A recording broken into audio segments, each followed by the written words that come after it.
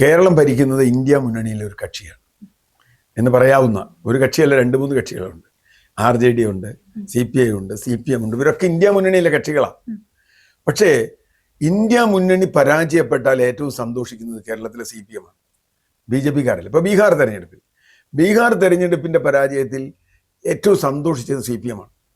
അതിന് കാരണം എന്താ? കാരണം എന്ന് പറഞ്ഞാൽ അവരെ സംബന്ധിച്ചിടത്തോളം അവരുടെ മുഖ്യ ശത്രു കോൺഗ്രസ് ആണ്. കോൺഗ്രസ് മുക്ത ഭാരതം എന്ന മോദിയുടെ അജണ്ട കേരളത്തിൽ നടപ്പാക്കാൻ ചുമതല ഏൽപ്പിച്ചിട്ടുള്ള ആളാണ് പിണറായി വിജയൻ എന്ന് വേണമെങ്കിൽ ഞാൻ ഒറ്റ വാക്കിൽ പറയും. അങ്ങനെയാണ് അതിൻ്റെ ഒരു ട്രെൻഡ് വരുന്നത്.